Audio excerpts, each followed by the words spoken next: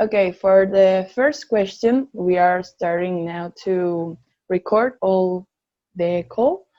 The first question is, who is Reiner Knizia? Yeah, Reiner Knizia. Reiner Knizia is very dedicated to games. I have been a game designer for many years, and even before I became a full-time game designer, I played a lot, I designed a lot of games. It was always my great ambition and my great love in life, the games. And so I have had a business for more than 30 years now to develop games, and we have done 700 different games. From my background, I am more a scientist. That means I like simple rules. I like clear settings, and I like to give the players the basic principles of the game, and then they can engage with the game like on a platform or on a stage. Cool. Yeah.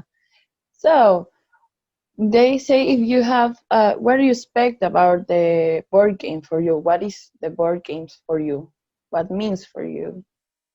Well, the board games are my life, if you want. Of course, it's not the only part in my life, but it is the major part in my life. That's what I focus on. And essentially, my biggest reward is when a lot of people like playing the games and when they enjoy the games. And my motto for the company always was bringing enjoyment to the people, because that's the ultimate goal. If people don't like the games, they will not play it, and then I cannot be successful. Yeah.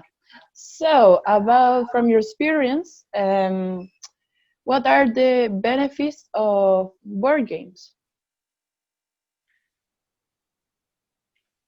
I think the board games today are the biggest leisure industry. Board games, or games, let's say games, are bigger than the book industry, they are bigger than the movie industry.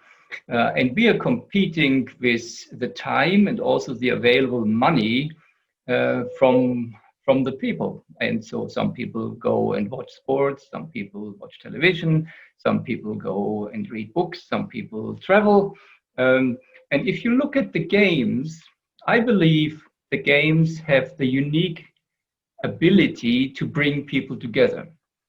You are active, you are together with other people, you are all the same. It doesn't matter from which background you're coming, you engage in this fun game among the same rules, and therefore you have the same opportunities.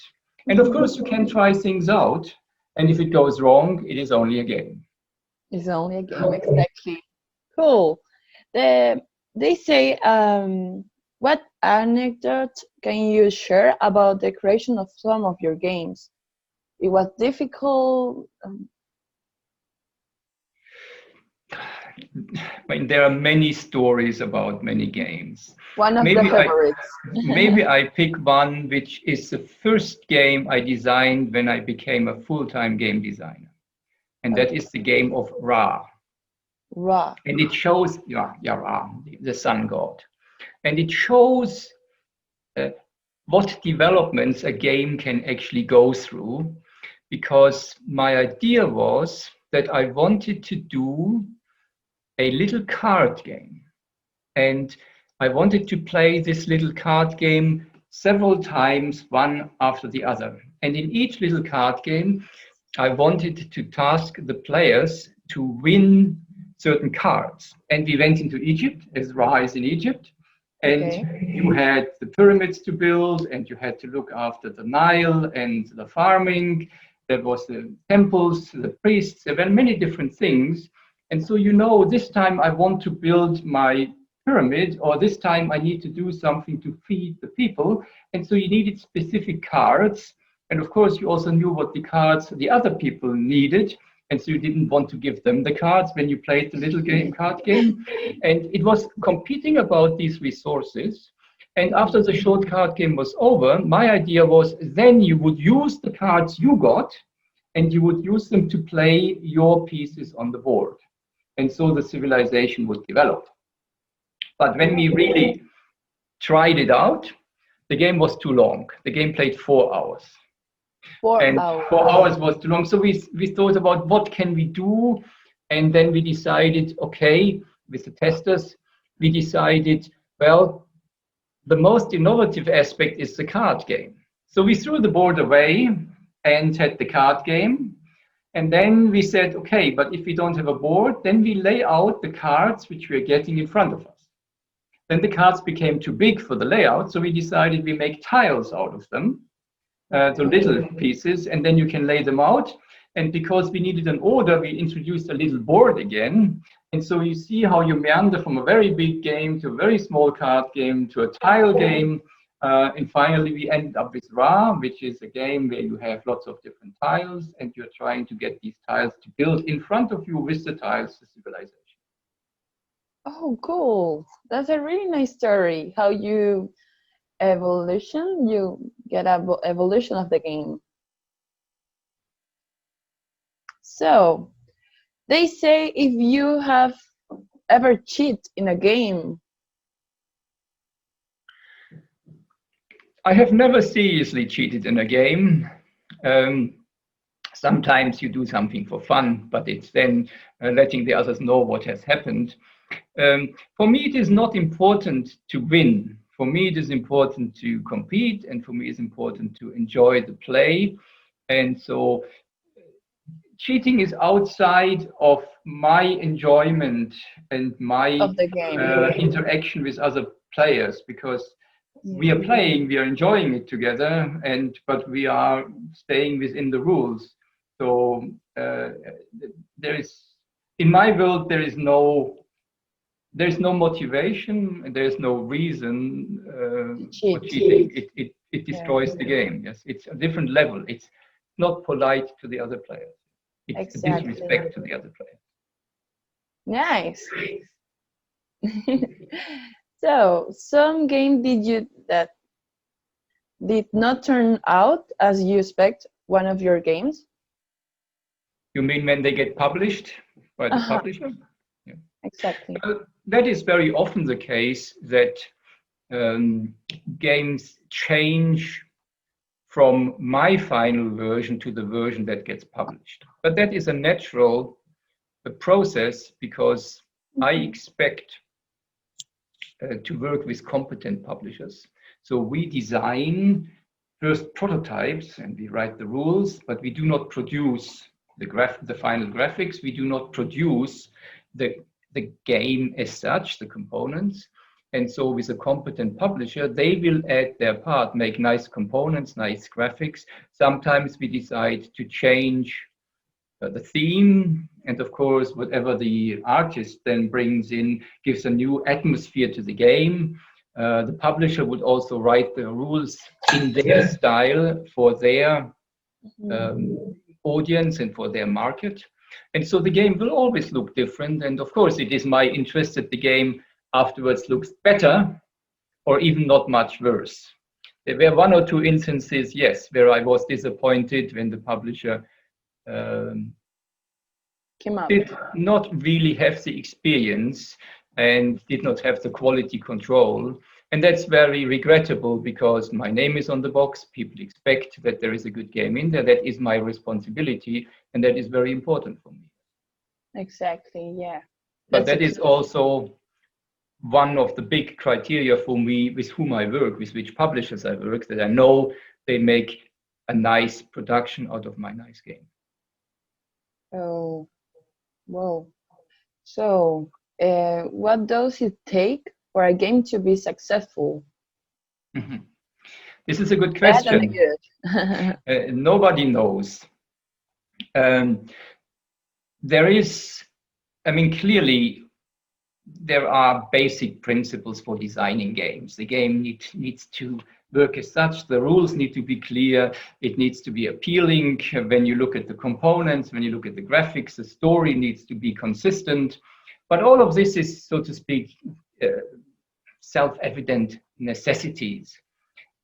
What makes the game really successful is partially luck, because it begets some dynamics, and some people like it and they write about it, other people look at it, and you become more known with the game, and then the game gets a critical mass, and then more players play it, and then you play it with other people and they buy the game. So this is a mechanism which can take off, and sometimes it doesn't take off, or the first person doesn't like it, writes a negative review, gives it 1 star, and then nobody touches the game, even so the game may be very good. Of course, there are awards and prizes which can add to the success of the game. But I think the main question really is, what does success mean? Does success mean winning awards? Does success mean having big sales? Or does success mean that the players like it? And these are very different criteria. And I have examples for all of these.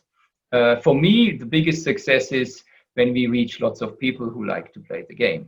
Like it. Nice.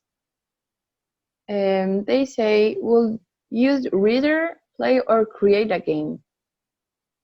Say again, please.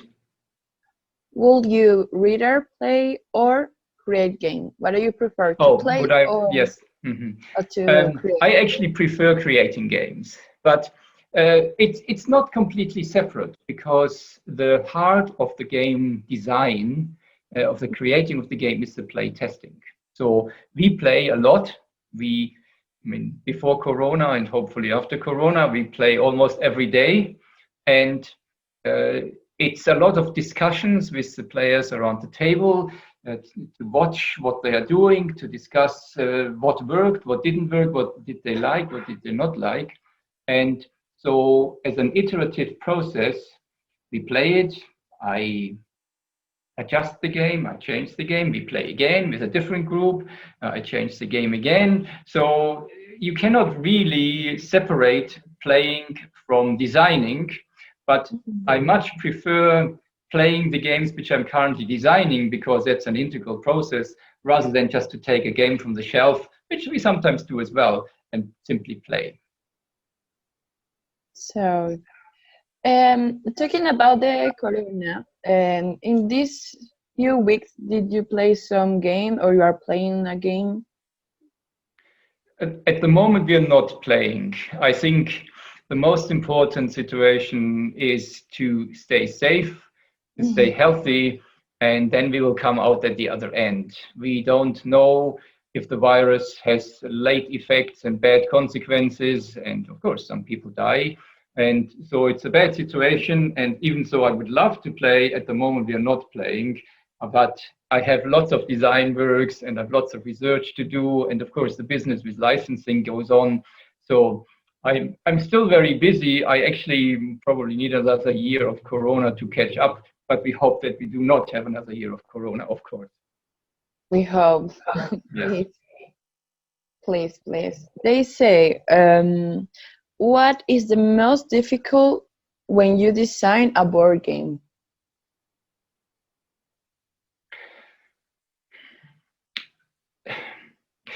The most difficult is probably always the unexpected. The design of a board game, for me, is a work of art. It's not a scientific process. So I'm deliberately trying not to have a fixed methodology and say, step number 1, I find a theme. Step number 2, I build the mechanism. This is not how I work. I'm trying to find new ways, new entry points into the game every time, and I'm trying to take new paths to come out with something new. And so you never know where it hits you and where the challenges come. I think the most important thing is to let the game, like a child, let the game develop its personality. You cannot force it into a direction, as I showed with the example of Ra. There's an idea where you take it and then it goes a different way, and this is fine, because it doesn't have to be the way you think it has to be. It just has to become a good person, a good personality, or a good game. Yes. And so the hardest thing often is to see the potential of this new being, of the new game, and develop the full potential and do it justice, and not press it into something where you would like to have it. Oh, that's nice. Nice experience to create games. It's different. Is I think it's not so easy to create, and now that you have more than, I don't know, 600 games, I thought. Yep. 700 in the meantime. Whoa, 700. Yeah. Whoa, that's amazing. How you can create that kind many games with Well, that different is what I rules. do every day, and that is what I like to do. And that, of course, I organize my processes around it. I have a big test group. I have some people in the company who will look at the business side and the licensing and the approval processes. So there's a lot more to success and publishing than just thinking out new ideas. It's the whole business process behind it. And I think one of the challenges is when you become more successful to organize yourself so that there is time left for doing good games, and that you not in a way become the victim of your own success and get eaten up by the business processes and don't have time to do any more games because people want to see games. If I don't have to have any new games, people will not be interested anymore. So that's what I want to do. So you're always continuing games all the time. That's how, yeah, because 700 is really a big number. I know only 250 games, I think, rules. So I don't know how you can create that kind of games, really. For me, it's amazing. It's really inspiration. You know, I think one of the important things is also to realize that the times change, and what was relevant for people 20 years ago may no longer be relevant today. There are new movies, there's a new time, there is new spirit in the world, and so people are interested in other things. People are facing different challenges, having different ambitions, and with this respect, people therefore expect different things in the games, and that is good. So we are not in a constant environment, and the more change we have, and there is lots of change in the world these days, the better it is for a creative person, because if nothing changes, it's difficult to be creative and do something new. But if everything around you changes, then there are lots of opportunities to do new things. The new ideas that came up. Mhm. So they say, what would the child Reiner Knizia think if he saw you right now? I think it's really difficult to pronounce the name. Sorry, I do my best. Yeah. What would the child think if the child saw me now?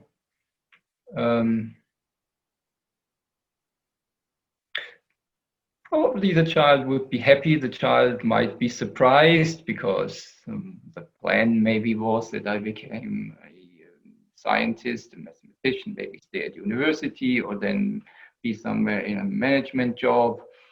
But I think the child would be happy because I'm happy and I'm doing exactly what I want to do.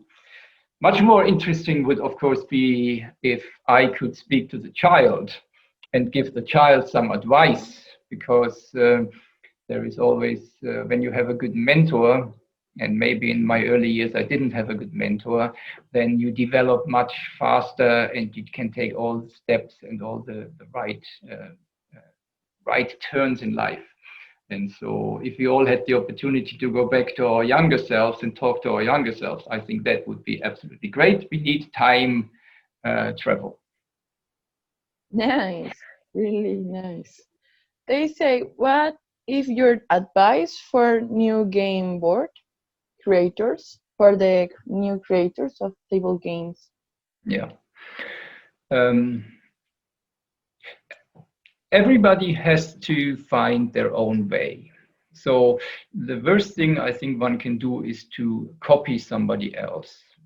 Of course, to become a game designer, you have to love games. If you don't like games, why do you design games? So clearly, a new game designer would know a lot of different games. Uh, when you want to design, you have to do two things. You have to design new products. You have to be very critical. You have to kind of find in yourself your own style, your own way. Maybe you want to start with those games you love playing. That always helps. So this style of games. But then you also need to study very well, what do the publishers do? Because having a game doesn't have them on the market yet. So you need to bring them on the market. And that means you need do not self-publish, you need a publisher. And understanding what the publisher needs and learning the whole publishing business so that you can give the best products and the best service to the publisher is very important. And my advice is to start working with small publishers. Small publishers will see you on the same level, they will talk to you, you will learn from them, and you will grow with them. If you are a starting designer trying to go to the very big companies, this is such an uneven relationship. You won't learn anything. You won't even get to speak to the right people. So the worst thing that they can do a new creator is to copy a game. Well, you see, why would you become a copier? If you're a painter and you paint by the numbers and just copy somebody else's picture, then you're not a painter. And if you make it your ambition to become a designer, then design your own games. And even worse, of course, people will see it, people will find it out, and your reputation will suffer. And then it's not. Don't even start it then if you cannot create your own things. Yeah. We have questions of Alexander Layton. They say, he said, how many hours a day do you spend working on a design? I get up at 4 o'clock in the morning. Okay. Because I like the peace in the morning. I've always been an early bird, and I like to work on my designs in the morning as long as there's peace, and then later in the day there will be business aspects to look at, and then in the evenings we usually play, because the playtesters are not full-time gamers, so they have a normal job, and so in the evening we meet for playing. So I spend a lot of my time in the studio, but it's very different aspects. It's not that I work on one game, but that I, of course, work on several games at the same time. Some will be in the analytical phase, where I do a lot of research and thinking. Some will have just minor changes from the last test and are ready for the test next time. So that's a quick job of half an hour going over it, changing some things as we agreed last testing, and do that. And that's good, because it keeps me fresh. It's not always the same mode. And it's also, I think it's also important that always these games which are most exciting and most promising come to the forefront, and I will work on them. And I sometimes notice that other games which get stuck are just there, and I'll work on them tomorrow, but then tomorrow I'll work on the new one. And so after half a year, I suddenly discover there is a game which I haven't worked on for half a year. And unfortunately, I have far too many ideas. That's the problem. That's the curse. And so it's good, because then I can select the most successful ones. But it is not, I mean, there is not a typical day where I, so to speak, say I have worked 5 hours on designs and work 7 hours on designs. It is more, every day is slightly different, and also the work on each game in each phase is different. This makes it very a great, so to speak, profession, because it's international and it has many aspects to it, from the mechanism over creating the pieces, the theme, researching the theme, getting the graphics and illustrations in there. So it's many different aspects, and some weeks are good, and I would work 40, 50, 60 weeks on designing. These are my good weeks, and some weeks are, well, other weeks, because there are weeks where I don't design at all, when we prepare the big fairs, when we speak to lots of customers, when I need to do the taxes, then time goes somewhere else. Yeah, so it's like it's easy to learn a game, but to create you have to see a lot of perspective of all the things you have to learn. You have to look for it. It's not easy to create one game, and with all the kind of games that you have, actually, is I think is really difficult.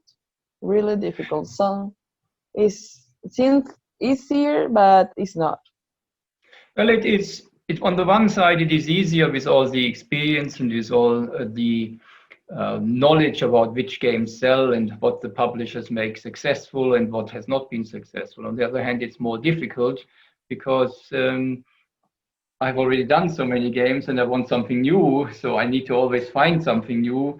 And with so many games out today, this is a big challenge to do something new, but that's what I want to do and that's what I need to do, because otherwise, if I always do the same things, and again, like copying, then there is no real reason to do something. Okay, so we don't have too many time, but they say llama in llama, an animal that lives in Peru and part of South America, appears on the cover. Do you know anything about Peru? Unfortunately, I've never visited Peru. I've actually, unfortunately, never been in South America. I have traveled the world a lot. And my plan, actually, and this is true, my plan was I wanted to visit South America this year. Okay. I wanted to go. So that was the plan. I was, I see South America as a very high potential continent for games. The markets are growing in many of the countries. And I like to go to the countries or the continents to understand much better when I'm there what the people like to play, what the publishers do. I don't want to just look from far. I've been in China 2 years ago, and it has helped me once again much more to understand the markets, to learn about the markets, therefore design the right games and also show the right games to the various publishers. So it is true. My plan was, I said, I need to go to South America. I need to visit various countries. I probably would have started in Brazil because Brazil is the biggest market. But then it's not only the biggest market; it's understanding. So I would have probably made a round trip. I might have very well ended up in your country just to see. But Corona has not allowed it, but again, Corona is going to end sometime, so I'm pretty sure that within the next, hopefully 2 years or so, I will be there.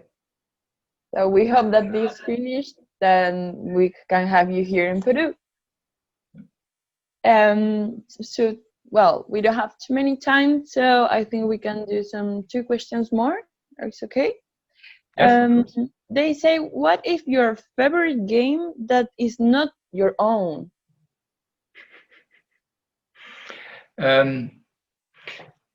This is not a problem for me because I don't have a favorite game.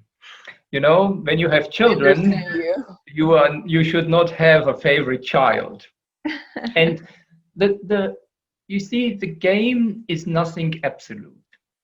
The game is something which depends with whom I play, in which mood or in which situation we play. And so there is not the one game which is the best.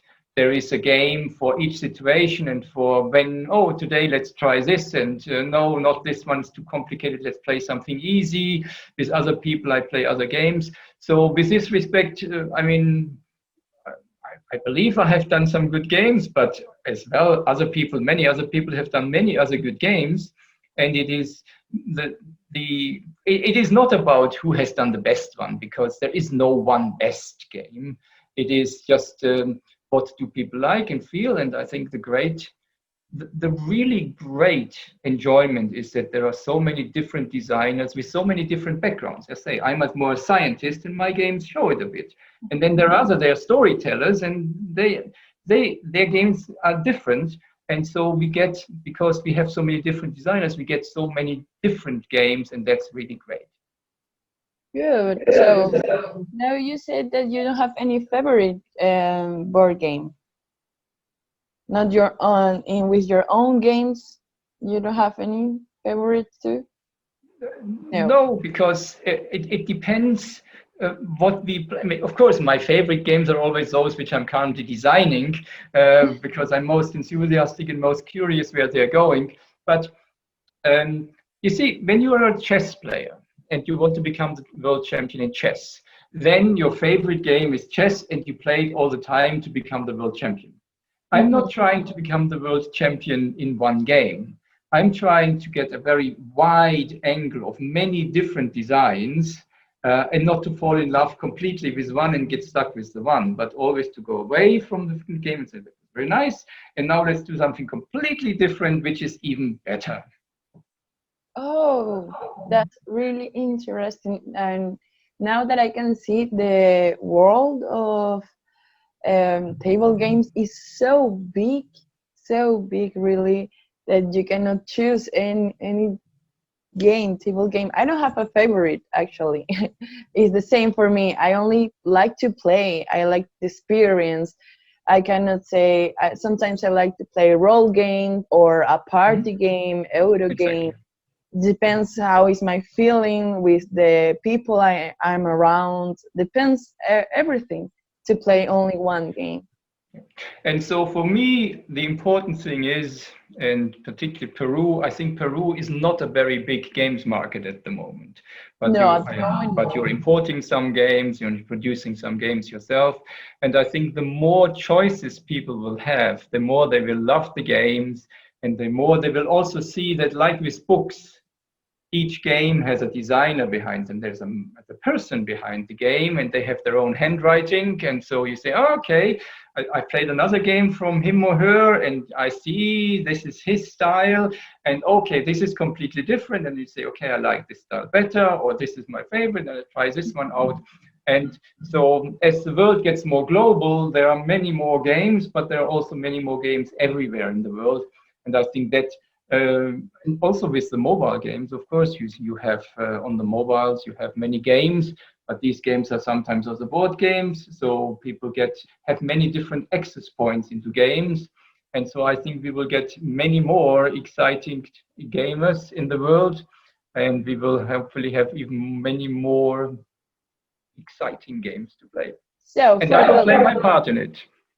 It was really, really nice and interesting. You gave us a really another view of table games, of how it's so into it. You have to be into it, or you really have to like it to get really good games, or to create a good game. Because it's not only the game; it's all the process on the path to get the game, like you said in Raw, that you evolve the game. Yes, that's the fun about designing games. And so it's playing games, it's designing games, it's selling games, it's talking about games, it's all these aspects, and everybody finds their favorite activity. Just enjoy it. Just enjoy it. So what you can say, how you can say goodbye to Peru, or you can send a message to Peru for the table game players or future players. Yes. Well, it's just enjoy the greater variety of the games which are now available in Peru, and they will become more and more over the next months and years. Enjoy playing them, enjoy the community with the other players, and just be what you want to be in the world of games. Good luck. Thank you. So see you here in Peru when Corona finish. Exactly. Bye.